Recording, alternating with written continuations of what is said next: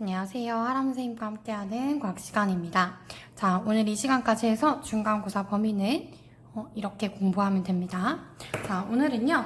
산과 염기에 있어서 강한 것과 약한 것이 있습니다. 그걸 먼저 알아볼 것이고요. 첫 번째, 강한 것과 약한 것. 산과 염기에서 두 번째는 우리 주변의 산 염기에 대해서 알아보도록 할게요. 일단 강산과 약산이라고 하는데요. 강산이란 물에 녹아서 대부분 이온화하는 산을 강산이라고 합니다. 반대로 물에 녹아서 일부만 이온화하는 산을 약산이라고 하는데요. 그러면 강산과 약산을 비교하는 것은 바로 이온화입니다. 대부분 이온화되는지 일부만 이온화되는지 그림을 통해 알아볼게요. 자, 염산 하나, 둘, 셋, 넷, 5개가 있는데요. 5개가 물에 녹았는데 이 안에서 이온화된 것은 몇 개일까요? 그렇죠. 5개가 이온화됐습니다. 자, 약산도 한번 살펴볼게요. 총 하나, 둘, 셋, 넷, 5개입니다. 그럼 이 안에 또 5개를 물에 녹였는데요. 이온화한 것의 개수는 몇 개일까요? 그렇죠. 5개가 되겠습니다. 이와 같이 이온화를 많이 하는 산을 강산이라고 하는데 왜 강산이라 하냐면요. 전류가 더 잘 흐르기 때문입니다. 이온의 개수가 더 많으면 많을수록 전류의 세기가 세진다. 그래서 강산, 반대로 이온의 개수가 적기 때문에 그래서 약산이라고 합니다. 자, 강산의 대표적인 것은 염산, 황산, 질산이 있고요. 약산의 대표적인 것은 아세트산 등이 있겠습니다. 자, 황산을 물에 녹였을 때에는요. 황산은 H2SO4이기 때문에 이온화하면 지난 시간에 한 것처럼 이렇게 이온화되겠습니다. 만약에 황산 3개를 물에 녹였으면 H2H 플러스 수소이온은 총 6개가 나올 것이고요. 얘는 황산이온은 총 3개가 나올 거예요. 그래서 H 플러스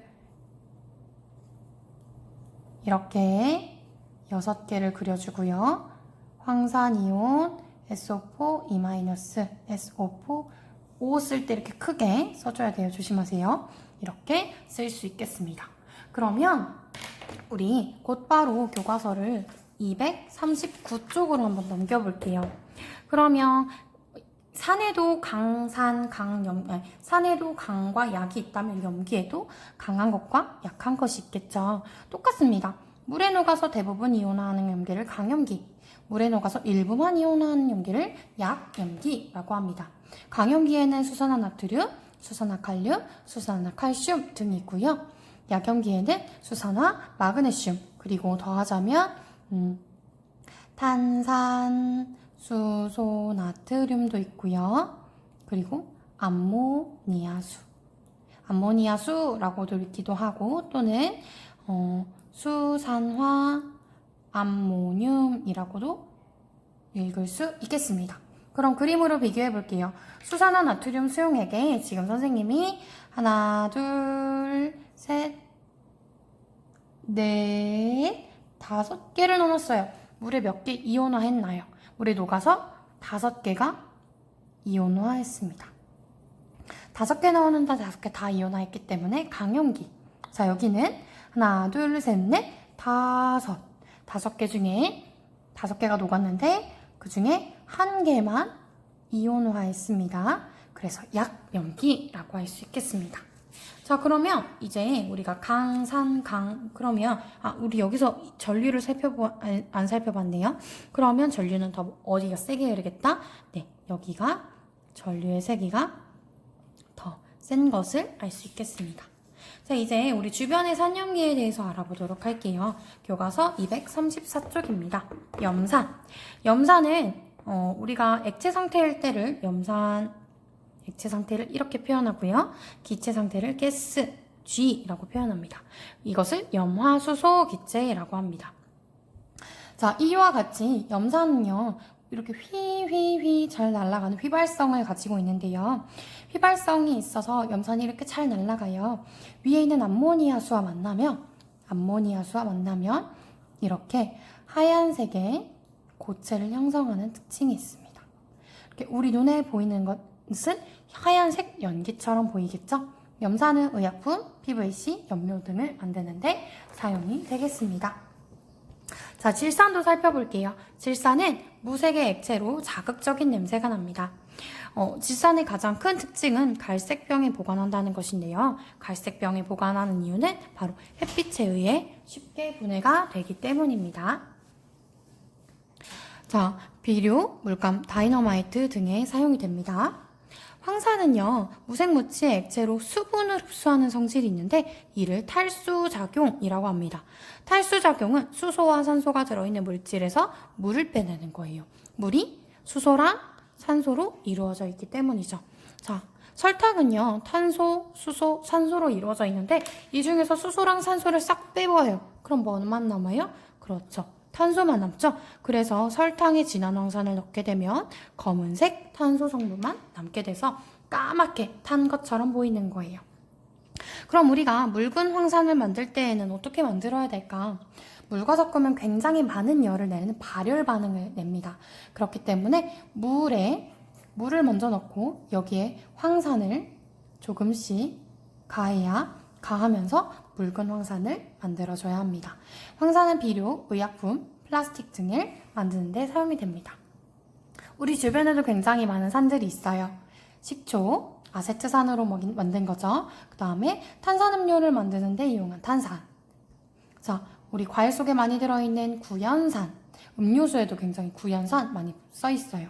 그 다음에 우리 위에서 분비되는 위액의 염산, 개미의 똥구멍, 개미와 별과 같은 곤충의 분비물에서 나오는 봄산. 이와 같은 우리 주변에 산들이 있겠습니다.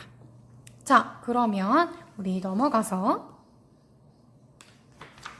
우리 주변의 염기에 대해서도 살펴보도록 할게요. 자, 수산화나트륨입니다. 수산화나트륨은 오른쪽 그림과 같이 흰색 고체로 공기 중에 수분을 흡수하는 성질이 있어요. 이러한 성질을 조해성이라고 할 거예요. 그래서 스스로 녹는 거예요. 가만히 놔둬도 스스로 여기 물을 흡수하니까 스스로 녹아 있어요.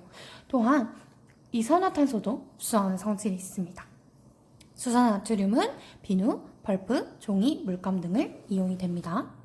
암모니아는요, 물에는 잘 녹는 특징이 있는데요. 자, 물에 잘 녹는다.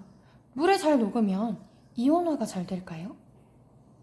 네, 그렇진 않습니다. 물에 잘 녹지만 이온화를 조금만 해요. 일부만 이온화합니다. 선생님이 지금 하나, 둘, 셋, 넷, 5개를 넣었는데 5개 중에 하나만 이온화한 거예요. 이와 같이 물에 잘 녹지만 일부만 이온화하면서 일부만 이온화를 하여 이렇게 약한 염기, 약염기의 성질을 가지고 있어요. 암모니아는 비료, 의약품을 만드는 데 이용이 됩니다. 수산화 칼슘은요, 하얀색 고체인데 물에 잘 녹진 않아요. 그런데 우리 앞에 볼까요? 강염기 중에 뭐가 있었죠? 수산화 칼슘이 있었습니다. 자, 물에 잘 녹지 않아도 강염기 맞네요. 물 녹는다와 이온화는 분명히 다릅니다. 물에 잘 녹진 않지만 분명 강염기입니다. 자, 이 수산화칼슘이 녹아있는 수용액을 석회수라고 하는데, 그럼 석회수를 화학식으로 쓰면 이렇게 쓸 수 있겠네요. 수산화칼슘. 자, 이 수산화칼슘이 이산화탄소와 만나게 되면요, 바로 탄산칼슘이라는 하얀색의 앙금을 생성합니다. 앙금 생성 반응이 되겠죠. 그리고 물이 나와요. 이렇게 돼서 우리가 뿌옇게 흐려져서 이산화탄소를 검출하는 데 이용이 됩니다.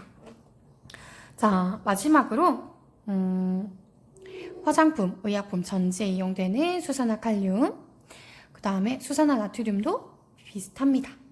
또 제산제에는요, 수산화 마그네슘이 들어가고요. 빵을 만들 때 베이킹 파우더는 그 안에 탄산수소 나트륨이 주 성분이 된다. 자, 우리 주변을 깨끗이 하는 비누, 세제 이런 데 강염기가 많이 사용이 되는데, 그 이유는 바로 염기성 물질에는 단백질을 녹이는 미끌미끌한 성질이 있기 때문이에요. 자, 이렇게 해서 우리가 산과 염기에 대해서 정리해 보았습니다. 여러분들 이제 산과 염기 완벽하게 이해되겠죠? 오늘은 여기까지 할게요. 수고했어요. 안녕.